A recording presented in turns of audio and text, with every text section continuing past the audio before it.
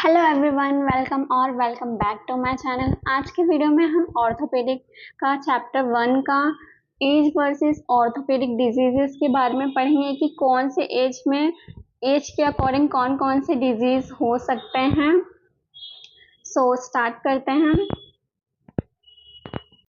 यहाँ टेबल के फॉर्मेट में ईयर एंड डायग्नोसिस दिया गया है कि अगर लेस देन 1 ईयर का कोई पेशेंट है तो उसमें कौन कौन से डायग्नोसिस किए जा सकते हैं, कौन से डिजीज पाए जा सकते हैं, डिजीज हो सकते हैं।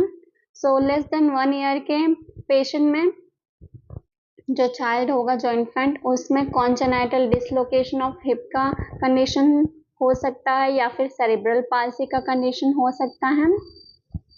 और जो ये कंडीशंस है ये हम आगे चैप्टर में डिटेल में पढ़ेंगे कि कॉन्जेनाइटल डिसलोकेशन ऑफ हिप क्या होता है, सेरिब्रल पाल्सी क्या होता है। कंडीशंस के बारे में आगे पढ़ेंगे, ठीक है। अभी आप बस कंडीशंस के नाम याद रखो कि अगर लेस देन 1 ईयर का कोई चाइल्ड है, पेशेंट है, तो उसमें क्या कंडीशन, डायग्नोसिस क्या हो सकता है।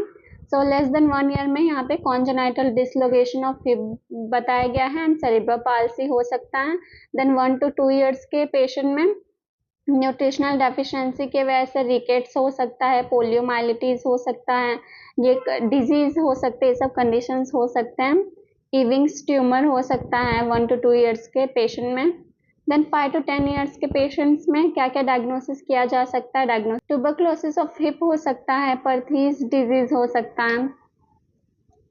देन 15 to 20 ईयर्स के पेशेंट में स्लिप्ड कैपिटल एपिफाइसिस का कंडीशन देखने मिल सकता है, जो कि हम आगे चैप्टर में डिटेल में पढ़ेंगे कि स्लिप्ड कैपिटल एपिफाइसिस क्या होता है।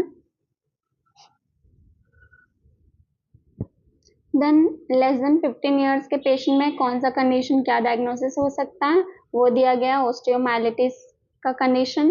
देन 10 to 20 ईयर्स के पेशेंट में बोन मैलिग्नेंसिस के कंडीशन हो सकते हैं। डायग्नोसिस करने पे हमें बोन मैलिग्नेंसिस के कंडीशन देखने मिल सकता है। देन 30 to 40 ईयर्स के पेशेंट में रूमेटॉइड आर्थराइटिस का कंडीशन हो सकता है। देन मोर देन 40 ईयर्स के पेशेंट में डिजेनरेटिव डिसऑर्डर्स हो सकते हैं।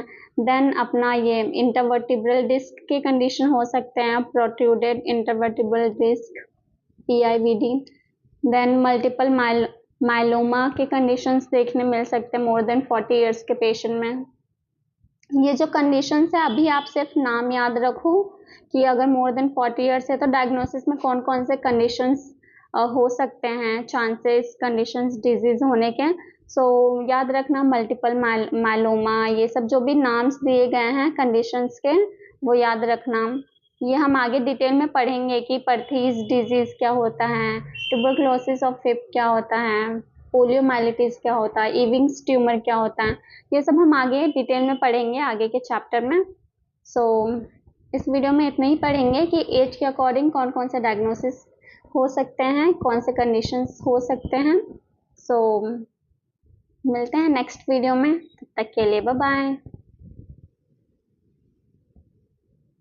और अगर आप लोगों ने मेरा प्रीवियस वीडियो नहीं देखा होगा तो मेरे चैनल पे जाके देख लेना।